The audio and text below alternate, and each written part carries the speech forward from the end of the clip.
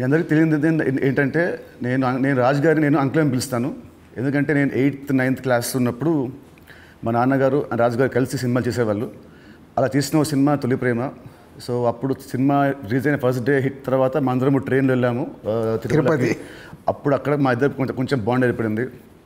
ఆ తర్వాత వచ్చాక నేను కాలేజ్ బంక్ కొట్టినప్పుడల్లా నేను ఇలాగే దొరికిపోతుండేవాడిని. ఒక ఇన్సిడెంట్ ఇంకా నాకు బాగా గుర్తుంది. సంజయ్ థియేటర్ బయట రోడ్లో మీరు ఇటు సైడ్ వస్తున్నారు కార్లో, నేను ఇటు సైడ్ ఒక బైక్లో వెళ్తున్నాను. సినిమాలో ఒక హీరో హీరోయిన్ చూసినట్టు లుక్స్, అంత బిజీ రోడ్లో ట్రాఫిక్లో మీరు నన్ను చూడడం నేను మిమ్మల్ని చూడడము చూసి నేను భయపడిపోయి మీకు కాల్ చేసి అంకుల్ ఇంట్లో చెప్పకుండా చెప్పడము, థ్యాంక్ యూ మీ ఇంట్లో చెప్పలేదు, మీరు చెప్పుంటే అప్పుడు నాకు పగిలిపోయి ఉండేది. సో అది మా ఇద్దరి మధ్య ఉండే బంధం. సో ఆ తర్వాత కలిసి నేను హీరో అయ్యాను, తను ప్రొడ్యూసర్ అయ్యాడు. అండ్ అంకుల్ ఫస్ట్ మీ ఇండస్ట్రీకి వచ్చింది నాకు గుర్తున్నంత వరకు మీరు హీరో అవుదాం వచ్చారంట, కరెక్టా కాదా? ఒక సినిమా స్టార్ట్ కూడా అయింది, మధ్యలో అయిపోయింది. ఇది కరెక్టా ఫాల్సా? కాదు, ఫాల్స్. పక్క పక్క పక్క ఫాల్స్. ఓకే, మీ ఫస్ట్ సినిమా దిల్. ఆ సినిమా స్టార్ట్ ఎలా అయిందంటే అప్పటికి ఆది ఇంకా రిలీజ్ అవ్వలేదు, జయం రిలీజ్ అవ్వలేదు. వినాయక్ గారిని మా నాన్నని హోటల్లో కూర్చోబెట్టి ఎప్పుడు సినిమా రిలీజ్ కంటే ముందే మీరు దాన్ని లాక్ చేశారు. అసలు మీ నమ్మకం ఏంటి, మీ ధైర్యం ఏంటి? రిలీజ్ కాకముందే అప్పటికి ఆది మూవీ రిలీజ్ అయింది, నీ జయం రిలీజ్ కాదు. అప్పటికి ఆది రిలీజ్ అయ్యి వినయ్ నేను బేగంపేట సైడ్ వెళ్తున్నాము, నీ జయం పోస్టర్స్ ఉన్నాయి. ఓకే. సో జయం పోస్టర్ చూసి నాకు ఎవరి కుర్రాడు భలే ఉన్నాడంటే మా సుధాకర్ రెడ్డి కొడుకు జయం సినిమాతో లాంచ్ అవుతుండే, భలే ఉన్నాడన్నా నీ సినిమా ఏదో చేద్దామా అన్నాడు. వై నాట్, ఇమ్మీడియట్లీ నేను డాడీకి ఫోన్ చేసి ఆ మీటింగ్, నీ జయం రిలీజ్ కాకంటే ముందే మీటింగ్ చేసాము. సో ఇక్కడ ముందు సో దిల్తో మీ పేరు దిల్ రాజుగా అయింది. సో మీ ఫీలింగ్ ఏంటి? వినాయక్ గారు మేము మీకు ఇచ్చాం మా పేరు, లేదంటే మీ డబ్బులు పెట్టి మీరు మా హిట్ ఇచ్చారు కాబట్టి సొంత పేరు మీరు పెట్టుకున్నారా? అంటే జనాలు ఇచ్చారు అది. పోతే నీకు గుర్తుందో లేదో, ఆ దిల్ టైటిల్ మన దగ్గర లేకుంటే దిల్ పెడదామని నితిన్ అడిగినప్పుడు బూరుపల్లి శివరామకృష్ణ గారి దగ్గర ఆ టైటిల్ ఉంది. నేను వెళ్ళి అడిగి ఆ టైటిల్ తీసుకొచ్చాను, మాకు ఈ సినిమా బాగుంటుందండి అని. So thanks to Burupalli Sivaramakrishna గారు, ఆ టైటిల్ ఇవ్వడం వల్ల అది దిల్ రాజు అనేది బ్రాండ్ అయిపోయింది, ట్యాగ్ అయిపోయింది. సో ఇప్పుడు మీరు ఎస్విసితో పాటు లార్వేన్ ఏ company, Dil Raju productions, Dil Raju dreams, ఇలా మీ బయోపిక్కి తగ్గట్టు కంటెంట్ని బాగా గట్టిగా చేస్తున్నారు. So next Dil Raju directs అని చూడొచ్చా? లేదు. ఎందుకు? ప్రస్తుతానికి లేదు. సినిమా మీకు కెమెరా తెలుసు, మీకు నాలెడ్జ్ ఉంది, ఎడిటింగ్ తెలుసు, అన్నీ తెలుసు, మీకు ఎందుకు తీయట్లేదు? సో నాకు డైరెక్షన్ చెయ్యాలని ఎప్పుడు ఆలోచన రాలేదు. యాక్చువల్ వివి వినాయక్ ఆ బొమ్మరిల్ అయిన తర్వాత నాకు సజెస్ట్ చేశాడు, అన్న నువ్వు డైరెక్షన్ చేసేయగలుగుతావు, చెయ్యు అని. లేదు వినయ్ అని. లేదు నేను చెప్తున్నా కదా విను, వివి రాజేంద్ర ప్రసాద్ గారు లేక నువ్వు డైరెక్షన్ చేయగలుగుతావు, నువ్వు చెయ్యు అని. బట్ ఎప్పుడు ఆ సైడ్ నాకు డైరెక్షన్ చేయాలని ఆలోచన కలగలేదు. సో మీ బయోపిక్ తీసే ఇప్పుడు మీకు ఏమైనా ప్లాన్స్ ఉన్నాయా? ఎప్పుడన్నా ఆఫ్టర్ 5 years 10 years? నా బయోపిక్ నేను తీయలేను కదా, ఎవరైనా తీస్తారేమో. సరే, ఎవరు తీస్తే దాంట్లో అంత ఉంటుందా, ఆ కంటెంట్ ఉంటుందా? డెఫినెట్గా ఉంటుంది. అంటే ఇట్స్ బిగ్ జర్నీ కదా నాది. ఇప్పుడు ఫిలిం ఇండస్ట్రీ 94 వచ్చాను, 94కి వచ్చిన తర్వాత ఇప్పుడు ఆల్మోస్ట్ 30 years ప్లస్. ఎన్నో అప్ అండ్ డౌన్ చూశాను, ఎన్నో అన్నీ చూసుకుంటూ వచ్చాను. సో బయోపిక్ చేస్తే దానికి ఏ హీరో అయితే బాగుంటుంది? బట్ నాకు బాగా ఫేస్ మ్యాచ్ అయ్యేది నువ్వు ఒకటే. చాలా మంది అంటారు నితిన్ మీ బ్రదర్ అని. సో రాజుగారి బయోపిక్లో హీరోగా నేనే, ఇది ఫిక్స్ అయిపోయింది. ఇప్పుడు ఇవాళే ఈయన ప్రొడక్షన్ డైరెక్షన్ చూద్దాము, నేను హీరోని. సో ఇందాక మీరు చెప్పారు కదా అప్స్ అండ్ డౌన్స్ అన్నారు కాబట్టి ఆ క్వశ్చన్ అడుగుతాను. ఇండస్ట్రీ చాలా చూస్తే తెలుసు నాకు, బట్ మేజర్గా నాకు గుర్తుండి నేను ఇండస్ట్రీ వచ్చినప్పటి నుంచి మొన్న సంక్రాంతికి ఒక సినిమా మీ ఫైనాన్షియల్గా చాలా లాస్ అయింది. నెక్స్ట్ సినిమా ఇమ్మీడియట్ 3 days గ్యాప్లో అది మళ్ళీ అది వెళ్ళిపోయింది. ఈ మధ్యలో ఈ 3 రోజుల్లో మీ థాట్ ఏంటి? నెక్స్ట్ సినిమా కూడా అది కూడా పోతే అప్పుడు పరిస్థితి ఏంటి? మీ మైండ్లో రన్ అయిన మీ ఫీలింగ్ ఏంటి? లేదు అంటే నాకు ఇప్పుడు 10th సినిమా రిలీజ్ అయినప్పుడు నాకు అర్థమవుతుంది ఫైనాన్షియల్గా ఇది డ్యామేజ్ జరగబోతుంది. సో అటు డిస్ట్రిబ్యూటర్స్ అందరు కూడా లోలో ఉన్నారు. పోతే 14th రిలీజ్ అవుతున్న సినిమా షూర్ షాట్గా సూపర్ హిట్ అని చాలా గట్టి నమ్మకంతో ఉన్నాను. అంటే 90% నీకు తెలుసు, నేను ఎడిటింగ్ రూమ్లో చూసినప్పుడే నాకు చెప్పగలుగుతాను సినిమా వర్క్ అవుతుంది అవ్వట్లేదు. అట్లా సంక్రాంతికి వస్తున్నాం అనే సినిమా మీద ఐఎమ్ ఫుల్ కాన్ఫిడెంట్గా ఉన్నాను. సో ఆ 3 days అదే ఎనర్జీతో ఉన్నాను. ఎస్, నో ప్రాబ్లం, ఒకటి వస్తుంది. ఇది ఎంత డ్యామేజ్ అవుతుంది, అది ఎంత రికవర్ చేస్తారో నంబర్స్ తెలియదు, బట్ అది మ్యాజిక్ అనేది ఇట్స్ ఎ మిరాకిల్. బట్ ఆ పీరియడ్లో యూఆర్ కాన్ఫిడెంట్ మళ్ళీ ఇది అయిపోయింది మళ్ళీ నేను అంటే ఒక సినిమా రిలీజ్ ముందు నాకు మేబీ నా 6th సెన్స్ కావచ్చు, చూస్తున్న కంటెంట్ వల్ల కావచ్చు, చెప్పగలుగుతాను 90% మిస్ అవ్వను. సో దిల్ చేయడం వల్ల మీరు దిల్ రాజు అయ్యారు. బట్ నా దృష్టిలో మీరు బిల్ రాజు. ఎందుకు చెప్తాను. యాక్చువల్లీ చాలామంది ఆడియన్స్ కూడా చెప్పాలి ఇది. మామూలు చూస్తాను లాస్ట్ గత 1 year నుంచి మీ మీద వచ్చే నెగటివ్ ట్రోల్స్ కానీ ఇవన్నీ ఏవో వస్తుంటాయి కదా మామూలు ఆర్టికల్స్ అవి. 2005లో నేను సినిమా వేసాను, రామ్ సినిమా. అది రిలీజ్కి ఫైనాన్షియల్గా మేము చాలా అప్పుడు రిలీజ్కి మేము కొంచెం ఇబ్బందులు ఉండే. అండ్ అప్పుడు మాకు టర్మ్స్ అంతా బాగాలేవు, మా టర్మ్స్ మనకు. అయినా మీరు వచ్చి ఆ రోజు నైట్ ఒక పెద్ద అమౌంట్కి మీరు సైన్ చేశారు. సో టర్మ్స్ బాగాలేనప్పుడే మీరు నాకు హెల్ప్ చేశారు. ఇలాంటివి మీరు చాలామంది హీరోస్కి, చాలా ప్రొడ్యూసర్స్కి, డైరెక్టర్స్కి మీరు చాలా హెల్ప్ చేస్తారు. ఇది నాకు తెలుసు. సో ఈ మధ్య వచ్చి మీరు ఒక సినిమా బొక్కేస్తారంటే అది నాకు I want clear to audience that ప్రతి సినిమా చిన్న పెద్ద లేకుండా అందరు హెల్ప్ చేసేవాడు మీరు. అండ్ దీంట్లో చాలా డబ్బులు మీకు చాలామంది వెనక్కి మీకు ఇచ్చారు లేరు కూడా నాకు తెలియదు. బట్ ఈ హెల్ప్ చేసిన ఇంతమంది మీరు కష్టాల్లో ఉన్నప్పుడు వీళ్ళు కూడా మీకు తిరిగి హెల్ప్ చేస్తారని అనుకుంటున్నారా? అంటే బేసిక్గా నా లైఫ్ స్టార్ట్ అయింది ఎక్కడ అంటే నితిన్, నా కాస్ట్యూమ్ కృష్ణ గారికి నేను చాలా స్టోరీలో చెప్పాను. అరుంధతి అనే సినిమా 36 lakhs కొంటే 2 lakhs నేను రిలీజ్ రోజు కట్టలేదు. తర్వాత తీసుకెళ్ళి ఆయన ఫోన్లు ఎత్తకుంటూ కూడా నేను పట్టుకొని వెళ్ళి 2 lakhs ఇచ్చి వచ్చాను. తర్వాత వారు నాకు పిలిచి పెళ్లి పందిరి చేసే వరకు వదిలిపెట్టలేదు. నిజంగా పెళ్లి పందిరి అనే సినిమా లేకుంటే ఐఎమ్ నాట్ దే, అసలు సినిమా ఇండస్ట్రీలో నేను లేను అనేది నేను గట్టిగా నమ్ముతాను.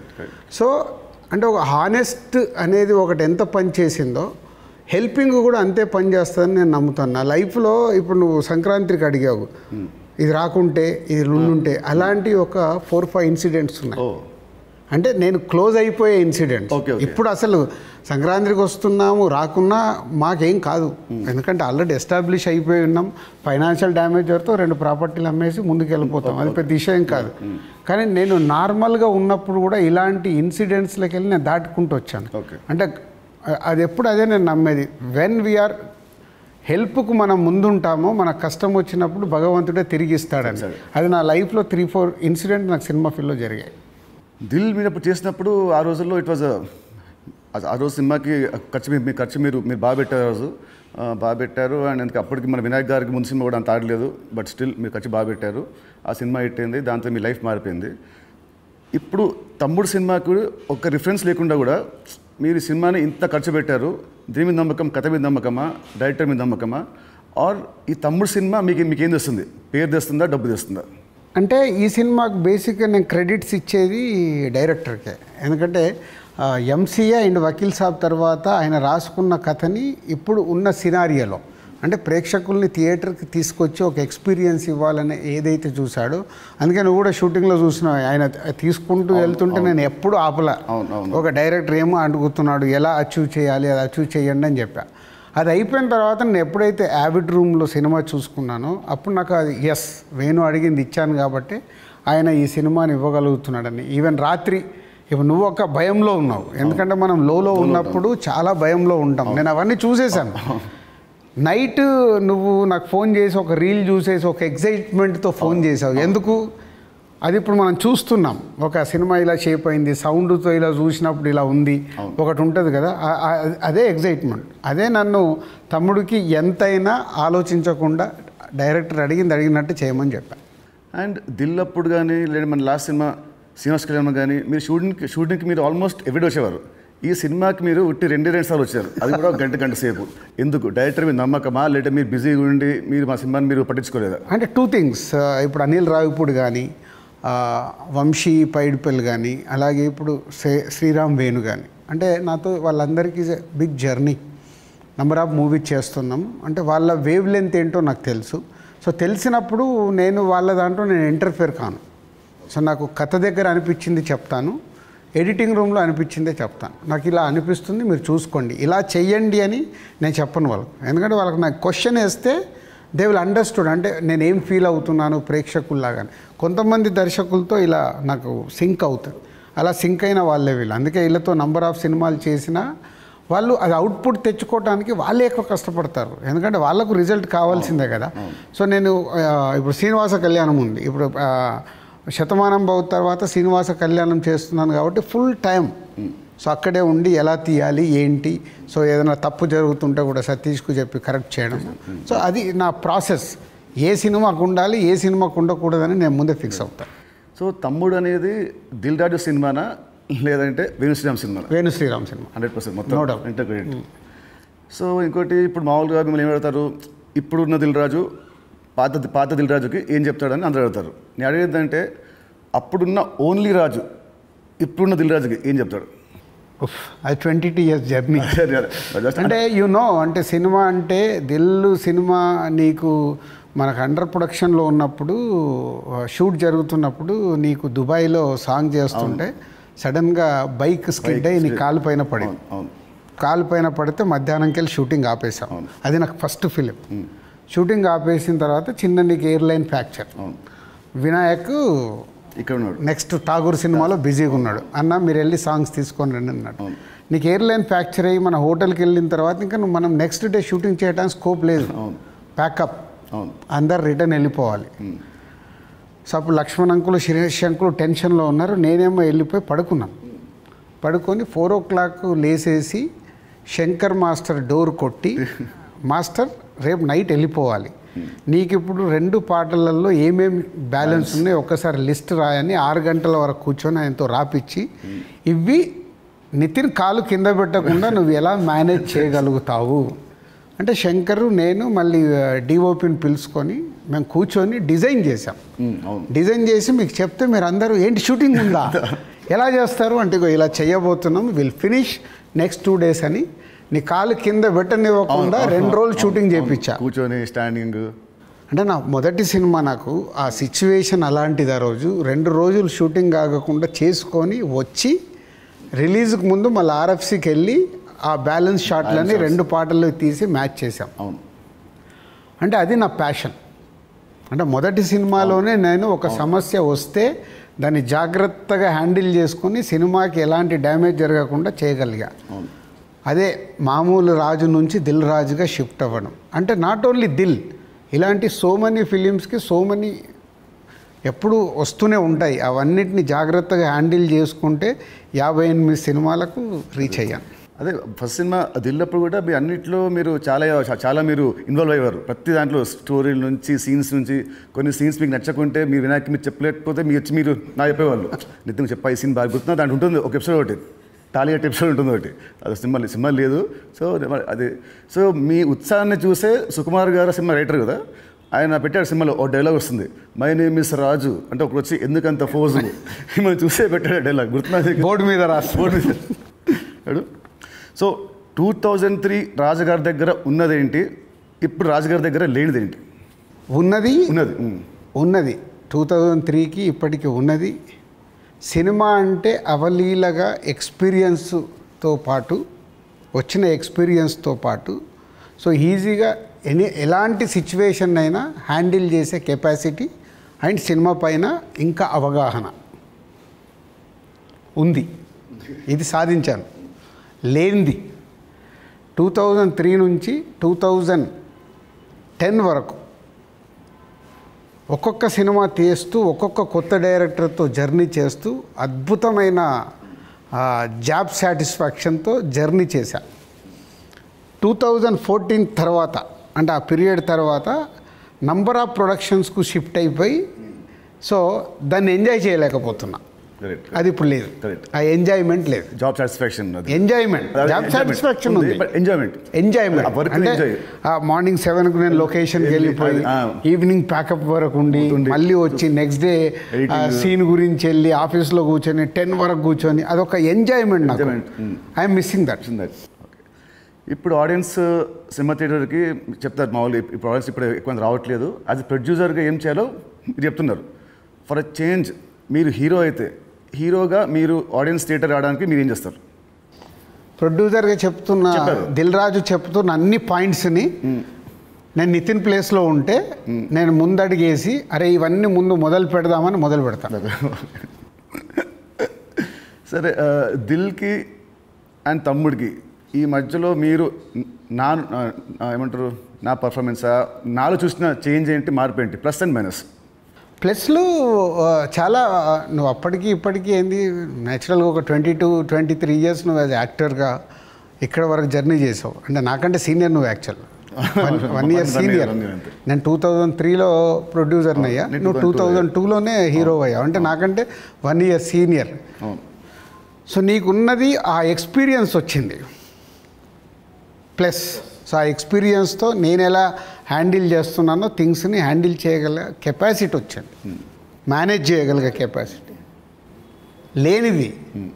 అంటే 23 సంవత్సరాలలో నువ్వు అంటే ఇప్పుడు ఒక దిల్ రాజుగా నేను నీకంటే జూనియర్ని 1 ఇయర్ని సాధించుకుంటూ ఒక టాప్లోకి వచ్చా. నితిన్ని నేను అలా ఊహించా. నేను దిల్ సినిమా చేస్తున్నప్పుడు, ఆర్య సినిమా చేస్తున్నప్పుడు బన్నీని, దిల్ సినిమా చేస్తున్నప్పుడు నిన్ను, అంటే వీళ్ళు నాకు ఫ్యూచర్ స్టార్స్ అని ఊహించా. కానీ నువ్వు ఆ మార్క్ అచీవ్ చేయలేకపోయావు, నువ్వు కోల్పోయింది అదే అనేది నా ఫీలింగ్. ఇప్పుడు తమ్ముడితో నాకు మళ్ళీ వస్తుందనుకుంటారా ఆ పూర్వ వైభవం? తమ్ముడితో సక్సెస్ఫుల్ హీరోగా వస్తావు, కానీ ఇది సరిపోదు. ఎల్లమ్మతో కొట్టాలి. సో దిల్కి సీక్వెల్ చేసే ప్లాన్ ఏమైనా ఉందా? ఎందుకంటే అదొక మంచి బ్రాండ్ వాల్యూ. మళ్ళీ వినాయక్ గారితో నాతోని దిల్ పార్ట్ 2 అంటే అప్పుడు ఫాదర్ క్యారెక్టర్ నువ్వు వేయాలి, కొడుకు క్యారెక్టర్ నువ్వు వేయాలి.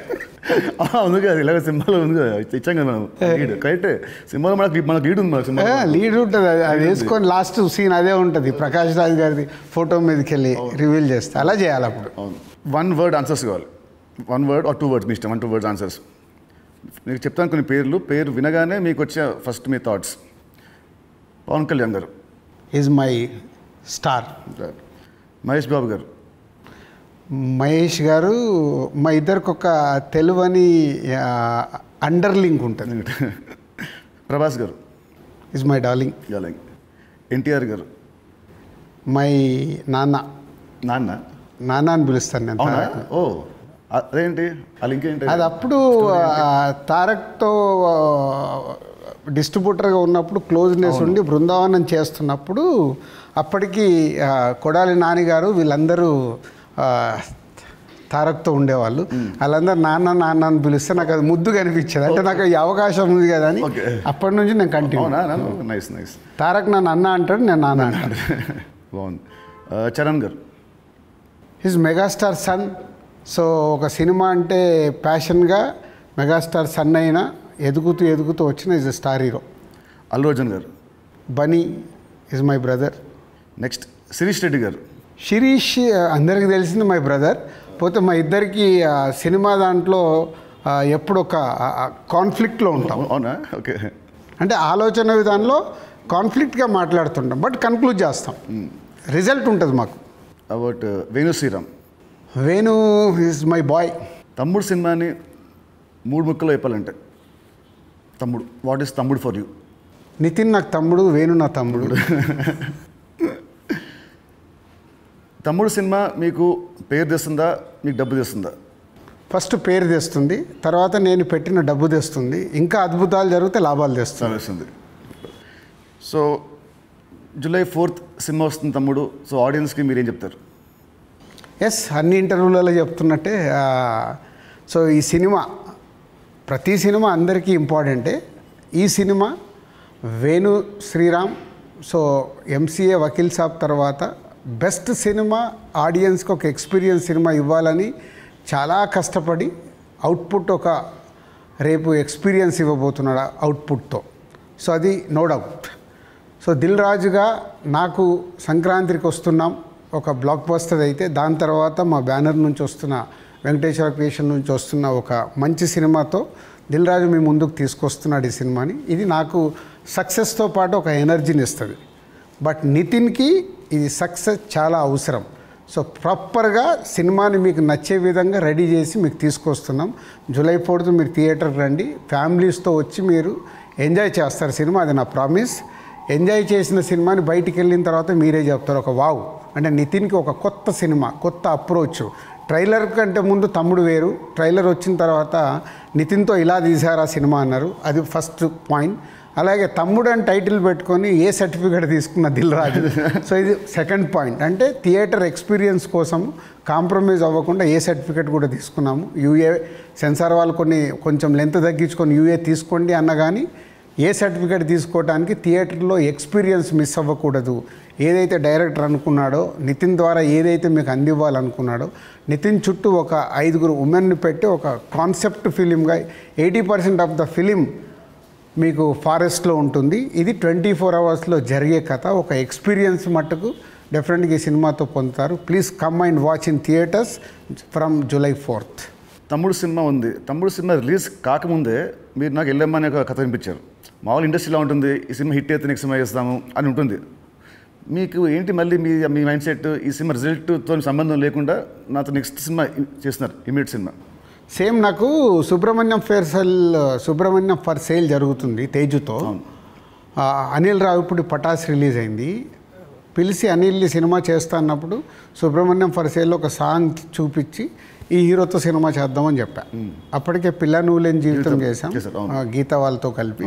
So Subrahmanyam for sale cinema hit అవ్వబోతుందని నాకు అర్థమైంది. నాకు అర్థమై వైనాట్ అంటే పటాస్ పెద్ద హిట్ అయింది. సుబ్రహ్మణ్యం ఫర్ సేల్ హిట్ అయినప్పుడు వాళ్ళిద్దరు కలిస్తే సుప్రీం అయింది. ఓకే. సో ఇది అలాగే తమ్ముడుతో నితిన్కి మళ్ళీ సక్సెస్ వస్తుంది. బలగంతో ఆల్రెడీ వేణు సక్సెస్ కొట్టాడు. వీళ్ళిద్దరు కలిస్తే ఎల్లమ్మ అద్భుతంగా ఉంటుందని నా విజన్. ఓకే, మీ విజయం మనస్ఫూర్తిగా అవ్వాలని కోరుకుంటున్నాను. Thank you uncle, thank you so much. Thank you.